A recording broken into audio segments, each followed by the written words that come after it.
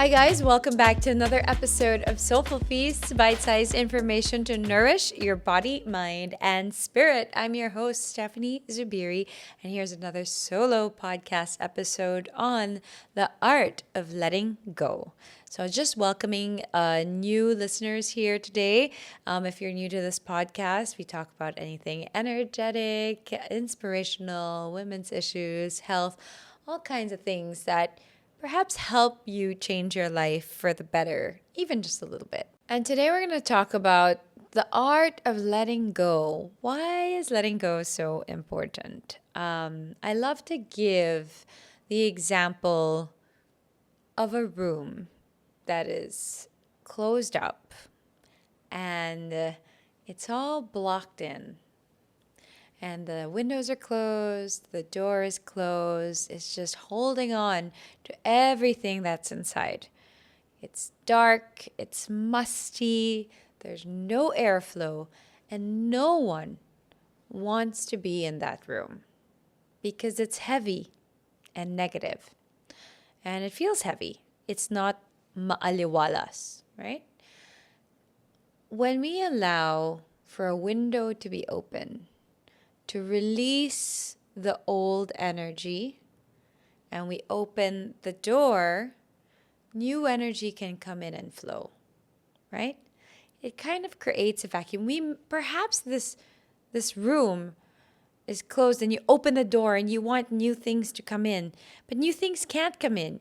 People don't want to come into a musty room, so that new energy can't come in until you open the window to allow the old to let in the new. This is for me the key to abundance and abundant living. Abundance is not about accumulation, it is about flow. It is about letting go and releasing what no longer serves you or what might serve someone else.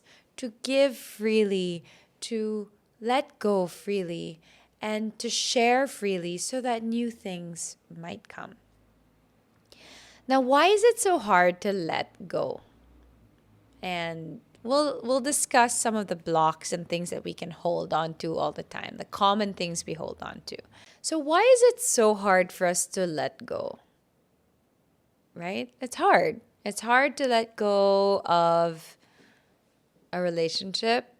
Maybe it's painful and you know it's the end, but it's hard to let go of it. Sometimes friendships, a job, a situation, a narrative. We can explore those a little bit later. It's hard to let go because you are comfortable in that negative space. There's a study that people will always choose the hell that they know rather than the heaven that might lie ahead but they don't know, right? Because there's a comfort in knowing already. You've created your mechanisms, you have your coping mechanisms, you're kind of comfortable in what you know, even if it doesn't serve you, even if it hinders you from your growth. So it takes a lot of courage to let go, because what now? What if something amazing is going to happen? Well, how am I going to react to that, right? Like, what if what happens next is bad? But what if it's good? So that's why there's a fear of letting go. And when you let go of something, then everything around you changes. You get to redefine your story. You get to redefine your narrative. You get to allow newness in your life, new friendships, new relationships, new opportunities, new joy, new sources of joy. And sometimes that's scary because it changes status quo. And no one likes to change status quo. So I'll tell you like something really interesting about and sometimes it's also like with people, right? So I had a friendship, very, very close friendship, and we were so close, so close, like talking every day. From the moment I got up, we would text, and our children were on the similar journeys, and there was just a lot. It was a very close friendship. It got really, really messy and really mean and hurtful and I think she said some things that really quite hurt me. But then I also recognized that she was also going through her own stuff. And it was difficult. It was difficult.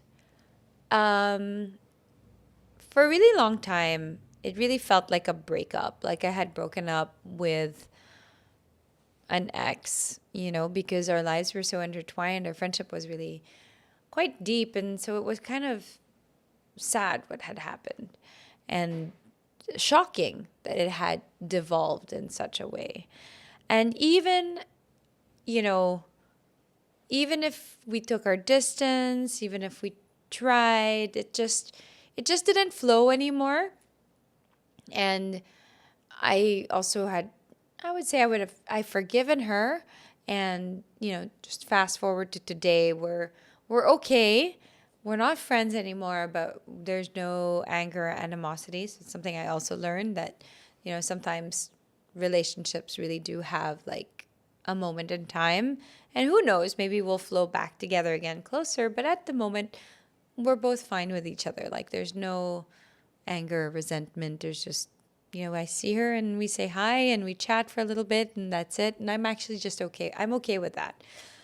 And so, anyway, it was really, really difficult because it was like suddenly there was like a hole in my life, right? A gaping hole in my life. I was with this person all the time. I did so many things together. We would chat all the time and was really hard. And it was like an ache. And then at the same time, she just kept coming back into my memory. And even if I tried to, forgive and let go, it was really hard. Until I did a ceremonial cutting of cords. So I don't know if you've heard about soul fragments, but if you are very close to somebody and somebody that you care for and your relationships are very deep, you exchange soul fragments or you create cords or you create cords. And what happens is when you exchange soul fragments, like a piece of you is gone and a piece of them is gone. And you're always, even if you're far away from each other or like an ex, you've broken up, then there's always like a part of you that is remembering them or thinking of them or aching for them because that piece of your soul is still with them. So you gotta reclaim it, right? And then sometimes you're tethered by karmic cords, past life, ancestral this, or just the human experience has bonded you together. And sometimes you have to cut those cords. So when I actually ceremonialized that with a lot of love, with a lot of forgiveness, and a lot of also ownership on my part, then the healing could really begin. And then the mourning and grieving for the friendship was over. And then it was sort of like, I appreciate what she meant to me at that time and what she brought to my life. Much like an ex-boyfriend, right? Now you can appreciate no anger, no resentment. And you know what happened? I also realized that I had become so dependent on this person for all my activities, for all my socials, for everything, that I had no more agency of my own. And then when I cleared up that space, wow, I realized I had so many friends, old close friends that I had lost touch with because this relationship occupied my life so much, was so present. And I had reconnected and rekindled really deep friendships that went from a long time. And they felt like I had let them down because I was just so focused on this one friendship. And then it also gave way to sort of like more new friends, a discovery of new people, people that I like doing things with, and we shared different interests and people from different circles. And it was like that other friendship had just taken up so much space, and there was a comfort in that space, even if it was limiting me from meeting other people and seeing other people and having friends from all over the place. I didn't realize it then. I only realized it after I had cut all those cords, and suddenly, wow, the world is so big pala. There's so many people to meet, so many other things to do. Yeah, it was quite a revelation, right?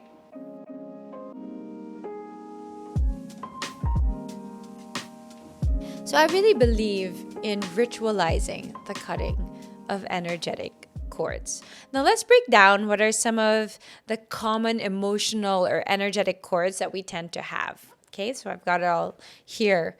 The most obvious, past relationships and ex-lovers, right? There's a lot of that lingering emotion, unresolved wounds, feeling stuck in similar cycles of like comparing with the past ex or even idealizing them. And there's energetic imprints. So when we become intimate with someone, it's that soul transference again. So soul fragments. And we really need to, sometimes you also take on their karmic energy and their negative energy, even if it's not ours. So we really need to clear and unpack that. So super random. There was this guy that I was like weirdly flirting with because I was at a very lonely time in my life and unhappy, and it was weird. Like I wasn't the one attracted to him, but it was like I just needed a void filled.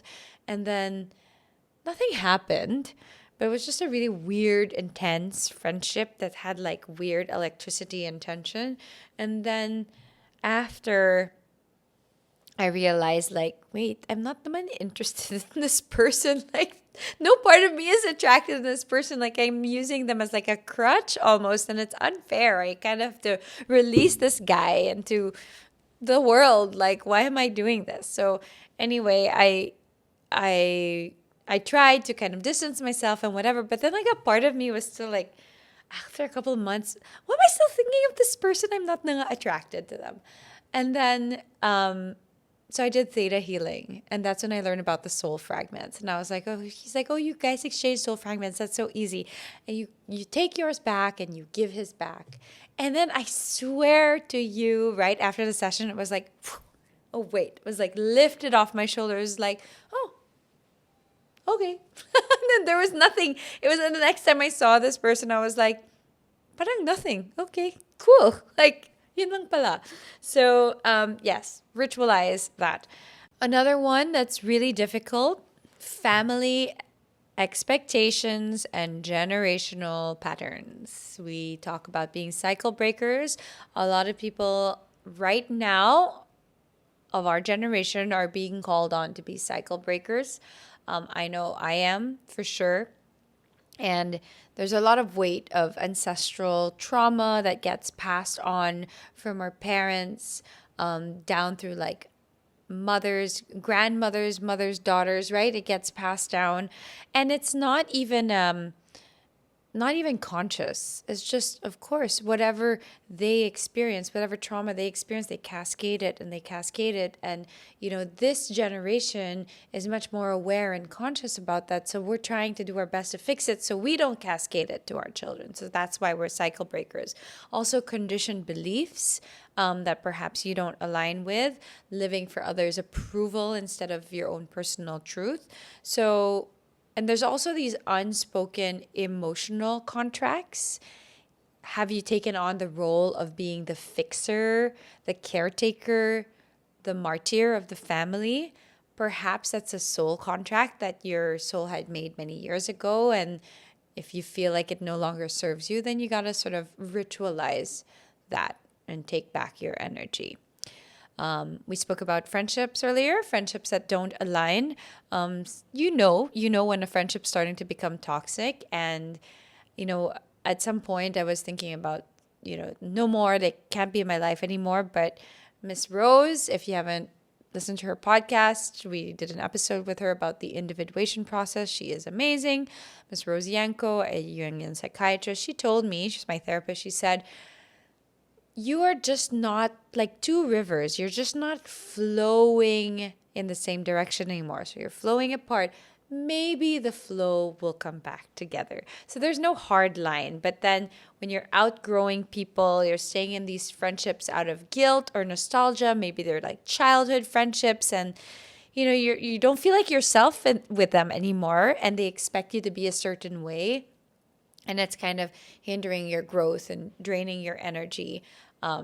And these emotional cords that are tied to past versions of yourself. So, for example, I was always known as like the party girl. Just recently, a couple years ago, I'm the first to dance on the table, drink, like, woo, let's have shots, let's drink. Like, I mean, I took wine. I did like, I'm a WSET level 3 certified. Like, I was just like this bon vivant that loved to party and drink and dance and whatever. And when I went through my own emotional healing journey and spiritual journey, I actually just leaned into sobriety because I wanted to think clearly and really feel my emotions and not numb them. And I became much more introverted, and people were like, what's wrong with you? Are you okay? That's not the stuff we know, right? So a lot of people hang on to a past version of ourselves, maybe because it serves them or they're used to that and they don't know what the new version of you looks like yet. So that kind of like holds you back as well. Unresolved childhood wounds. I don't think I need to dive too deep into this, but we all have our childhood trauma. Words that perhaps stick to us or cling to us, phrases, moments that are there. And sometimes we don't even need to know what they are, but we know that they're there. So kind of cutting cords from that as well. Feeling. So this is a good one. Societal expectations and external validation. So feeling bound by cultural or gender or beauty standards, attachment to productivity even, right? Success or social status as a measurement of your value and self-worth, a fear of judgment when you embrace authenticity. So these are all like blocks and ties. So trauma and pain from betrayal is very, very hard because it's not just a cord, there's like a hook, an emotional hook that sticks because it's like someone stabbed you in the back. So, like the energetic equivalent of that, those holes that you're still bleeding out energy and feeling very tied to it. And I think part of it is also like, attachment to the idea that how was I so stupid? How did I not know? So there's like an element of shame you're also putting on yourself because you feel ashamed that you were betrayed or you were hurt in that way. And this also, if you let this simmer for too long, the pain becomes your identity and you don't know how to operate any other way. It becomes part of your narrative. It's the story that you tell people. It becomes your origin story. It becomes, what you connect with people with. So you can never let it go. So you rather live in that misery because the narrative serves you rather than letting it go and forgiving and just sort of being free and joyful, right? Because then you don't know what to do with that. There's also fear-based attachment, so sort of like scarcity, control, security, so attachment to financial security, career identity or material things, a fear of uncertainty or making changes, and energetic cords to trying to force outcomes, so like always needing to be in control, and very often that stems from a childhood trauma or a feeling of betrayal.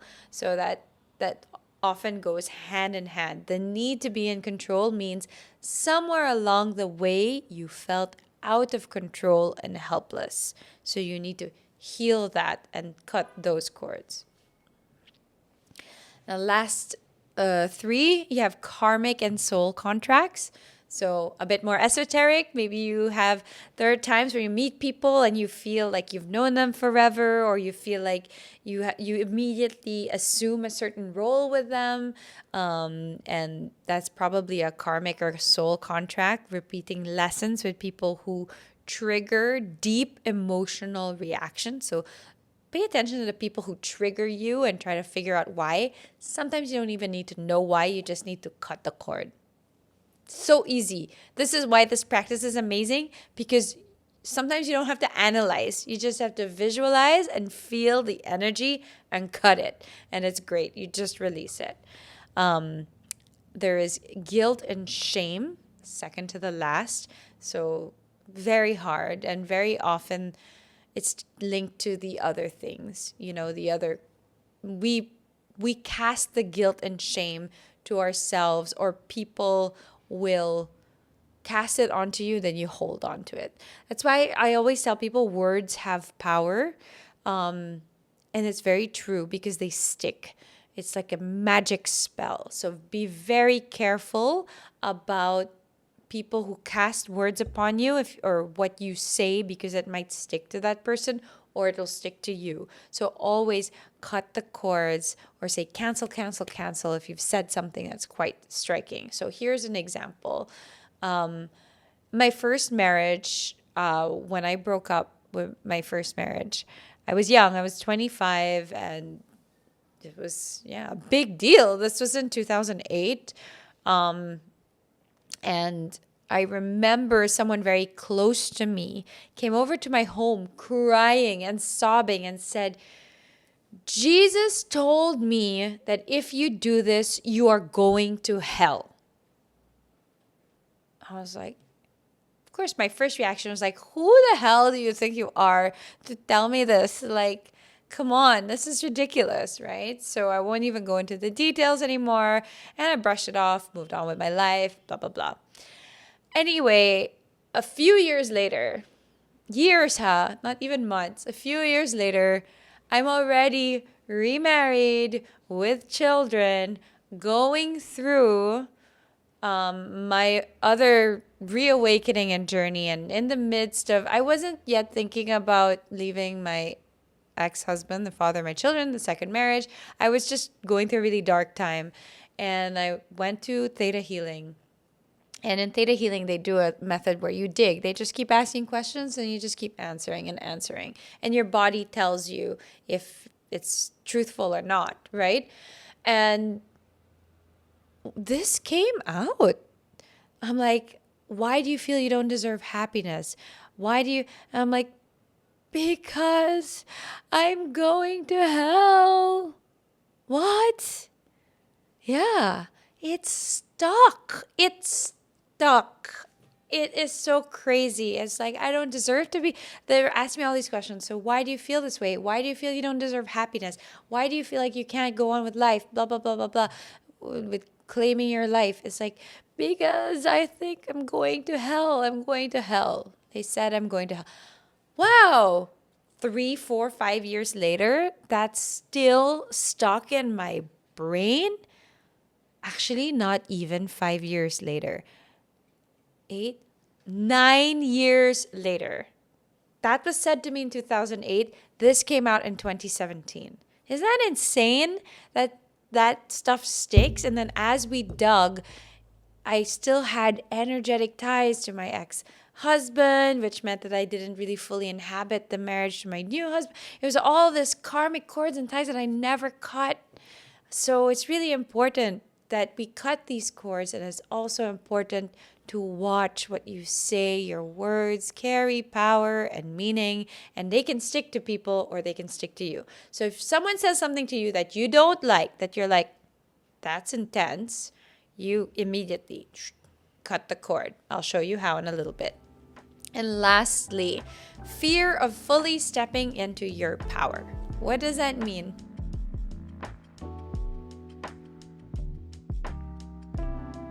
Fear of fully stepping into your power.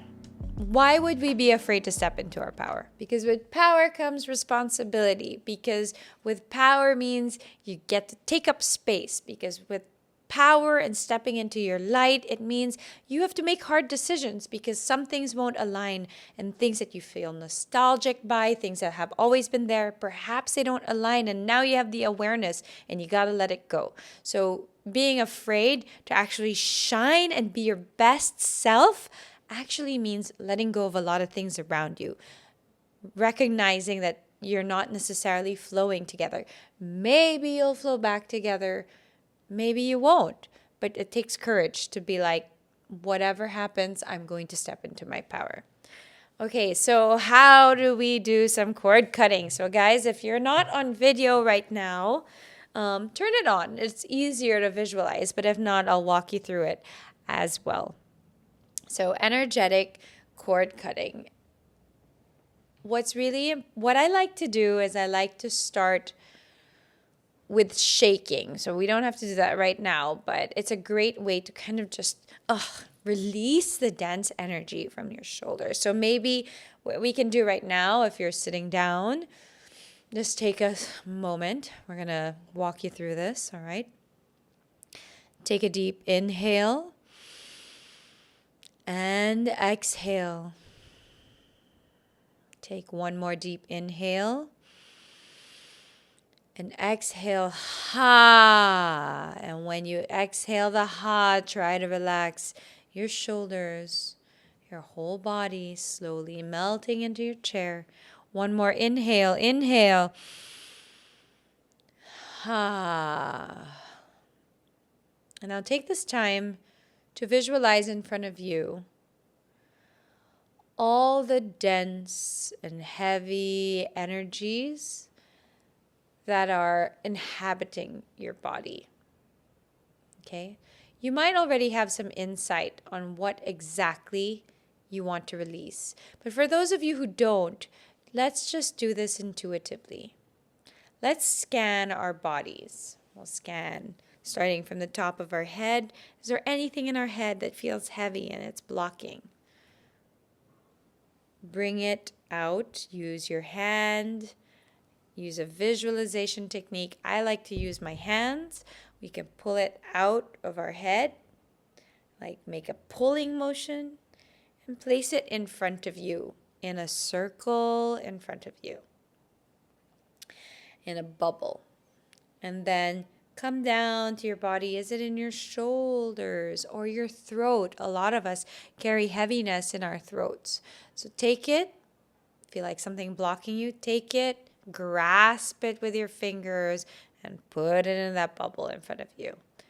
Same, your shoulders, your heart. Is there grief? Is it heavy? Again, pull it out. Your liver area, your stomach, your back, your kidneys. Just slowly scan your body, and anywhere it feels like there's a heaviness or a pain, grasp it and literally pull it out of you and place it in a circle. Now, sometimes there will be cords or energies that when you pull, it doesn't totally come out. So you're going to just have to keep pulling, and you'll instinctively know when it's out. And if it's not completely out yet, that's okay. Just keep pulling and just keep putting whatever you pull out into that bubble in front of you. Now imagine this bubble of dark, heavy energy that you've just pulled out of you. Okay? Just imagine it in front of you with your eyes closed. Just imagine it's there. Use your hands to even feel it. What does it feel like? Is it floaty? Is it big? Is it small and dense? Does it have many colors? Is it black? What does it feel like? Okay, does it feel hot to touch? Is it prickly? What does it feel like? And make sure you seal it. Energetically seal it. Okay? It's like a bubble. Seal it with light. Now imagine that in the middle of that bubble there's this cord that's attached to you. Usually attached to your navel, your solar plexus, sometimes attached to your heart, but usually the solar plexus. Now just imagine all of that and look it straight in the eye and say, "This no longer serves me." Now say it out loud. Recognize it. Give it a face. Give it a name. It's everything that anyone has ever said that's holding you back. Whatever is holding you back, a past life trauma, scarring words, a betrayal, stabbed in the back, a disappointment from a lover, or a failure of a business venture. It's there, it's just holding you back. And look at it and say, "This no longer serves me." Do it one more time. "This no longer serves me." And say it emphatically, "This no longer serves me." and you declare to the universe that you no longer want it inside your space. You keep it inside that bubble, but it's not going to go away because we cannot will our trauma or our cords to be cut with power and harshness and anger. So we can declare it with power, but we have to send it to the light. So this bubble that's right there, you feel that cord in between you. Imagine it, hold it with tenderness, and repeat after me. I forgive you. I am sorry. Thank you. I love you. Goodbye. And it won't go away yet because you have to relish the words and take the energetic imprint of these words and just keep repeating until it really sinks in. I forgive you. I am sorry. Thank you. I love you. Goodbye. And we're going to do it one more time. And this time, when we say goodbye, we're going to either use scissor fingers or a karate chop, whatever it is you wish. Okay? And you're going to cut that cord and physically push it out of your auric field with your two hands, palms open, facing outward. Push it like you're pushing away someone. So repeat after me. Imagine, feel that bubble. Feel those heavy things that no longer serves you. You've declared it. You can declare it one more time. This no longer serves me. I forgive you. I am sorry. Thank you. I love you. And goodbye. Cut that cord. Karate chop it. And if you need to do it again, I forgive you. I am sorry. Thank you. I love you. Goodbye. Cut the cord. Push. Push it out of your auric field. And then shake it off. And take a deep breath. And exhale. And you'll see you feel so much lighter. It's like a weight is lifted off your shoulders. But take a moment to just relish the lightness in your body. And if you have time, play a soft song with a bit of a beat and just feel the movement of your body. Feel it being free and flowing. And there you have it. That's what you got to clear those energetic cords. Other more dramatic ways, write down the things you want to release. Burn it in a piece of paper. That is a great way to release it as well. A bit more dangerous perhaps, but the nice thing about this is you can always do this anytime. And now here's a small practice as well for anything, small things that might happen throughout the day, right? Like someone said something not so nice to you, or you even, sometimes I do this with movies, like it's like a really heavy movie and I feel like I've carried the energetic imprint. I'm just gonna cut. Just imagine like chop. And then seal up my energy again, right? So I just like push that stuff out of my auric field. I don't want it. It's heavy, is not my karma. And it's the same with people. If you've had intense conversations with people throughout the day, could be your boss, your friend, even your partner, even your children, cut the cord. Do not be afraid because love can never be cut. Love is always present, will always be there. But you can cut those energetic cords, not just for yourself, but also for them, so you don't transfer your karmic energy to them. So I hope this has been helpful. I hope you can do this practice for yourself. Send me a message, drop a message in the comments if you've tried this or if this was helpful, or if you have maybe other tips that you want to share with us. And thank you for listening to Soulful Feasts, bite-sized information to nourish your body, mind, and spirit. Have a great day.